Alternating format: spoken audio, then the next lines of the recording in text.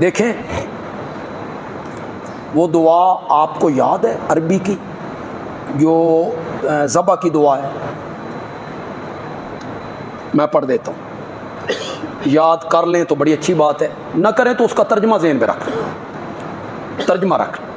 انی وجہت وجہی للذی فطر السماوات والارض حنیفا وما انا من المشرکین ان صلاتی ونسکی ومحیای ومماتی للہ رب العالمین لا شریک لہ وبذالک امرت وانا اول المسلمین۔ یہ دعا پڑھ کے ذبح کرنا ہے جناب۔ انی وجہت وجہی، وجہی میرا چہرہ، وجہ تو میں نے متوجہ کر دیا، میں نے متوجہ کیا اپنا چہرہ۔ جز بول کے کل مراد ہے، چہرے سے مراد ہے ذات۔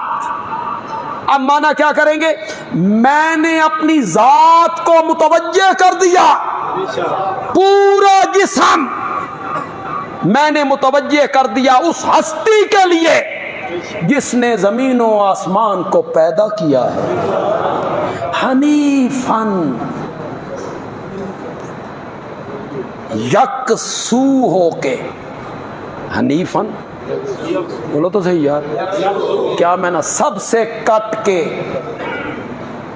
اس سے جڑ کے، کیا کہا تھا حضرت مدنی رحمت اللہ علیہ نے؟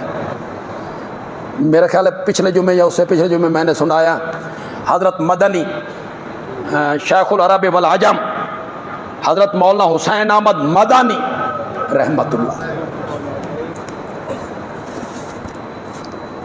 کئی لوگ ان کو بڑی گالیاں نکالتے، 18 سال روضہ رسول کے سائے میں بیٹھ کے حدیث پڑھائی، 18 سال میرے والد صاحب کے استاد تھے، اور خانقاہ اللہ اللہ لوگوں کو سکھاتے ہیں، اللہ اللہ، حدیث بھی پڑھاتے ہیں طلبہ کو اور دلوں کا تزکیہ بھی کرتے ہیں۔ کسی نے پوچھا حضرت میرے پاس وقت نہیں کہ میں آپ کے پاس 1 سال رہوں یا 6 مہینے رہوں یا 1 مہینہ رہوں، میرے پاس وقت نہیں ہے، مجھے سارے تصوف کا اور یہ جو خانقاہی نظام ہے، یہ جو اللہ اللہ سکھانا ہے، اس کا نچوڑ، اس کا خلاصہ، اس کی روح مجھے چند لفظوں میں بتائیے۔ حضرت مدنی نے چند لفظوں میں خانقاہی نظام کا نچوڑ نکالا، فرمایا بابا سب سے رشتہ توڑ اور رب سے رشتہ جوڑ، یہ سارے خانقاہی نظام کا خلاصہ ہے۔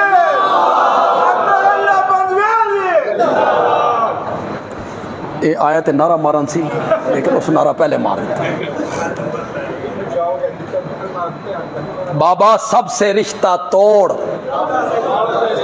یہ ہے حنیفہ۔ حنیفہ کا معنی میں نے یہ کیا ہے، سب سے رشتہ توڑ۔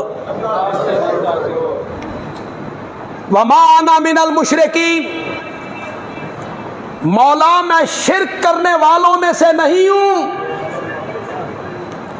ان صلاتی، مانا کرو کہ میری نماز یعنی میری زبانی عبادت، میری بدنی عبادت، و نوسوں کی میری قربانی یعنی میری مالی عبادت، و محیایا میرا زندہ رہنا، و مماتی میرا مرنا للہ، یہی ہے نا جو میں آپ کو سمجھا رہا ہوں کہ میرا سب کچھ مولا کس کے لیے ہے، یہی بات آپ کو سمجھا رہا ہوں۔ یہ آپ نے اس وقت کہنا ہے، اپنے رب سے بات کرنی ہے، میرا سب کچھ تیرا ہے، میرے دل میں جھانک کے دیکھ لے، تجھے ضرورت پڑے تو میں حاضر ہوں۔ رب العالمین، یہ اس اللہ کے لیے ہے جو ساری کائنات کا، سارے جہانوں کا رب ہے، لا شریک لہ،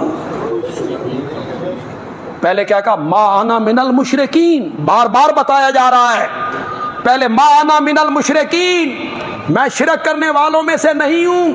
اب پھر کہا لا شریک لہ، اس کا کوئی شریک نہیں، اس لیے کہ رائی کے دانے کے برابر اگر عمل میں شرک آ گیا تو شرک سارے اعمال کو کیا کر دے گا؟